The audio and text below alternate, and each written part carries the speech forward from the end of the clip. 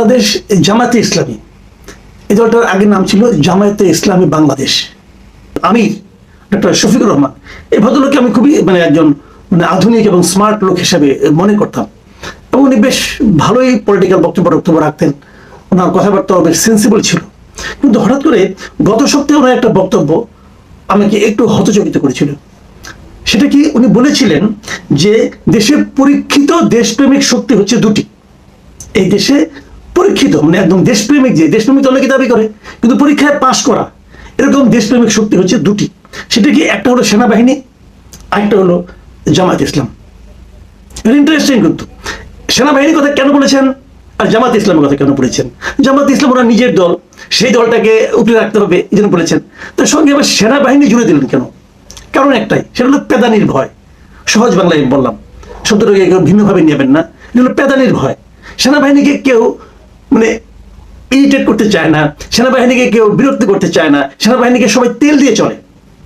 সেনাবাহিনী দেশপ্রেম ভাই, ঠিক সেনাবাহিনী দেশপ্রেমিক অবশ্যই। পরীক্ষিত কি, এদেশে কি দুইবার সেনাবাহিনী কি ক্ষমতা দখল করেনি? কি করে পরীক্ষিত হলো? এবং এরশাদ যখন সেনাবাহিনীর প্রধান হিসেবে ক্ষমতা দখল করলেন, তখন এরশাদকে কিন্তু স্বৈরাচার বলা হয়েছিল, তখন তাকে দুর্নীতির মহানায়ক বলা হয়েছিল। হতে পারে পরবর্তীতে শেখ হাসিনা সরকার এসে আরো দুর্নীতি করেছে, আরো বেশি কিছু করেছে, সেটা অন্য প্রসঙ্গ। কিন্তু শুরুটা কিন্তু এরশাদের আমল দিয়ে হয়েছিল। তো আপনি সেনাবাহিনী পরীক্ষিত দল আপনার দলটাকে সামনে রাখার জন্য সেনাবাহিনীকে জুড়ে দিচ্ছেন কেন? এটা হলো এক ধরনের, আমি মনে করি এক ধরনের হিপোক্রেসি। আর বাদ বাকি সব দলগুলি বাতিল করে দিলেন ওনারা এবং সেনাবাহিনী, এছাড়া আর কেউ পরীক্ষিত দেশপ্রেমিক দল নয়।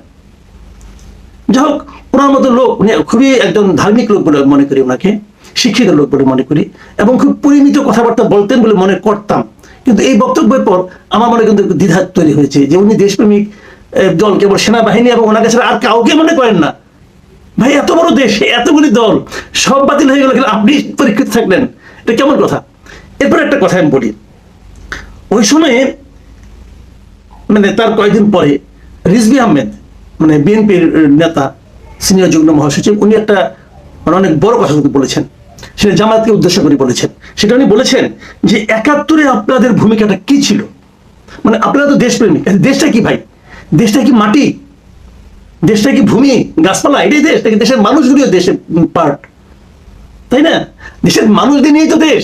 তো ৭১-এ আমাদের দেশে যে ধ্বংসযজ্ঞ চলেছিল, ৭১-এ আমাদের দেশে যে পাকিস্তানি বাহিনীতে নির্মম অত্যাচার করেছে, বাড়িঘর জ্বালিয়ে দিয়েছে, মানুষকে হত্যা করেছে, আমাদের দেশে নারীদের নিয়ে ধর্ষণ করেছে, তাদের ওখানে আটকে রেখে ধর্ষণ করেছে দিনের পর দিন, যে এই যে এত বড় অপরাধ, মানবতার বিরুদ্ধে অপরাধ, এই অপরাধের কোনো সীমা হয়? তো সেই অপরাধ যখন চলে, তখন আমার দেশের সমস্ত মানুষ মুক্তিযুদ্ধে লিপ্ত হয়েছে। সেই সময়ে এই জামাতের ভূমিকাটা কি ছিল? তারা মুক্তিযুদ্ধ করেছিল? এই কথাটা রিজভী আহমেদ করেছেন। তিনি প্রশ্ন করেছেন যে আপনারা কোন সেক্টরে যুদ্ধ করেছেন, আপনারা কোন সেক্টর কমান্ডারের অধীনে যুদ্ধ করেছেন? আপনারা তো দেশপ্রেমিক। তো দেশটা তো ভাই হঠাৎ করে আজকে তৈরি হয় নাই, তাই না? আমাদের দেশটা ৭১ মুক্তিযুদ্ধের মাধ্যমে স্বাধীন হয়েছে। তো সেই সময়ে আপনার দল কোন সেক্টরে যুদ্ধ করেছেন বলেন? আপনার দেশপ্রেমিক, দেশপ্রেমের কি নমুনা আপনি তখন দেখিয়েছেন বলুন? কোনো জবাব আছে? কোনো জবাব নেই। এখন হয়তো আপনি বলবেন যে না, ওই সময় আমরা তো ছিলাম না। তো আপনি দল তো ছিল, আপনার দলের নেতারা তো ছিল, তো ওই সময় আপনি তো বলবেন যে না, দল তো আমরা না, দল তো যখন যারা নেতা ছিল তারা দলটাকে ভুলভাবে পরিচালিত করেছিল বলে আজকে আমরা তখন করতে পারি, বলতে পারেন। কিন্তু আমি বলে অসঙ্গত মনে করবো না, এবং এটাই মনে করি, আমি নিজেও তাই মনে করি যে ওই সময় জামাতের নেতৃত্বে যারা ছিলেন তারা ভুল করেছেন, তাদের সিদ্ধান্তটা ভুল ছিল, এবং সেই ভুল সিদ্ধান্তের কারণে তাদের ভূমিকাটা মুক্তিযুদ্ধে আমাদের দেশের সাধারণ মানুষের পক্ষে ছিল না। তারা দেশপ্রেমিক দল হিসেবে কাজ করতে পারেননি, এটা আমি মনে করি। আপনারা নিশ্চয়ই মনে করেন, এবং আমি বলতে শুনেছি বিগত আওয়ামী লীগ সরকার যখন এই আপনার যুদ্ধাপরাধের মামলাগুলি করছিল, তখন জামাতের অনেক নেতাকে বলতে শুনেছি, অনেকে বলেছেন যে আমরা এখন যারা নেতৃত্বে আছি তারা তো মুক্তিযুদ্ধের সময় তাদের জন্মও হয়নি, ঠিক আছে? ওই কারণে আমরা কেন দায়ী হব, আমাদের দল কেন দায়ী হবে? ওই সময় যারা নেতৃত্বে ছিলেন তারা দায়ী হতে পারে, এটা কিন্তু আমি অস্বীকার করি না। যদি সেটাই সত্যি হয়, অনেক সময় কিন্তু এমন হয় যে দলের নেতৃত্বে যারা থাকেন তারাই দলটাকে পরিচালনা করেন, এবং ওই দায়টা ভুলভাবে পরিচালনা করলে সেই দায়টা ওই নেতৃত্বের উপর বর্তায়, দলের উপর বর্তায় না। দলের সাধারণ যারা কর্মী তারা তো এই কাজটা করেন না, করেন দলের নেতারা। যেমনটি না গত 15 বছর আমার বিবেচনায় আওয়ামী লীগের উপর বর্তায় না, বর্তায় আওয়ামী লীগ যারা পরিচালনা করেছে তাদের উপর। আওয়ামী লীগ সারা দেশে দুর্নীতি করেছে বলা হচ্ছে, ব্যাপারটা এরকম নয়। আমি মনে করি যে জিনিসটা আওয়ামী লীগের যারা সেন্ট্রাল লিডার ছিলেন তারা করেছিল, জেলা পর্যায়ে যারা নেতৃত্ব ছিলেন তারা করেছিল, এমনকি উপজেলা পর্যায়ে যারা নেতৃত্বে ছিলেন তারা হয়তো করেছিল, অথবা আওয়ামী লীগের নাম নিয়ে যারা দুর্নীতি করেছেন তারা অবশ্যই অপরাধী। ওদের সবার আপনি বিচার করেন, আমার কোনো সমস্যা নাই, সবার বিচার করেন। তাতে যদি আওয়ামী লীগের 80% লোকের বিচারের আওতায় আনতে হয় তবুও আনেন, সেটা আমার কোনো সমস্যা নেই। কিন্তু ঢালাও ভাবে আপনি কি দলটাকে বাতিল করে দিবেন? এই জায়গাটাতে আমার আপত্তি। ঠিক এই আপত্তির জায়গাটাতেই আবার দেখলাম যে গতকালকে আমাদের মানে এই মাত্র একদিন আগে আমাদের এই শফিকুর রহমান সাহেব আবার একটা কথা বললেন। উনি এবারে কি বললেন? উনি নাটোরে একটা জামায়াতের জেলা শাখায় আয়োজিত কর্মী সম্মেলনের প্রধান অতিথি ছিলেন।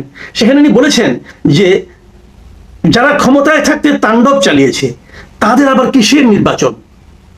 মানে যারা ক্ষমতা থাকতে তাণ্ডব চালাচ্ছে তারা নির্বাচন করতে পারবে না? তো ক্ষমতা থেকে তো অনেকেই তাণ্ডব চালাইছে। 2001 সালে যখন বিএনপি ক্ষমতা ছিল, জামাত সঙ্গে ছিল, তাণ্ডব চালায় নাই? তারা চালাইছে, তো নির্বাচন করতে পারবে না কোনো। এবং এই সিদ্ধান্তটা কে দেবে? তাণ্ডবের মাত্রাটা কে নির্ধারণ করবে? জনগণ নির্ধারণ করবে। আপনি একটা দলের আমির, আপনি নির্ধারণ করবেন না? সেই ক্ষমতা আপনাকে কেউ দেয়নি। আপনি আপনার দল নিয়ে কথা বলতে পারেন। আপনি অন্য দলকে যদি আপনি মনে করেন তাণ্ডব সৃষ্টিকারী, সেই দলের বিরুদ্ধে আপনি জনমত গড়ে তুলতে পারেন, সাধারণ মানুষকে প্রভাবিত করতে পারেন, কিন্তু আপনি সিদ্ধান্ত দিতে পারেন না। কিন্তু আপনি সিদ্ধান্ত দিয়ে দিচ্ছেন। এবং উনি কি বলেছেন? সম্প্রতি কথা উঠেছে আওয়ামী লীগ নির্বাচনে অংশ নিতে পারবে কিনা, কিন্তু নির্বাচন তো তাদের জন্য যারা মানুষকে সম্মান করেন, যারা দেশবাসীকে ভালোবাসেন, যাদের কাছে দেশের প্রতিটি ইঞ্চি জমি আমানত। এই বিশ্বাসী যারা বিশ্বাসী নয় তাদের কপালে নির্বাচন নাই। ভাইরে, এই কপাল নির্ধারণের দায়িত্ব আপনাকে দেওয়া হয় নাই। আপনি বলতে পারতেন যে তাদেরকে জনগণ ভোট দেবে না অথবা না দেওয়ার জন্য জনগণকে আহ্বান জানাচ্ছি, এটা বলতে পারতেন, কিন্তু তাদের কপালে নির্বাচনই নাই। এটা তো শফিকুর রহমান সাহেব আপনাকে বলার অধিকার কেউ দেয়নি, কেউ না। আপনি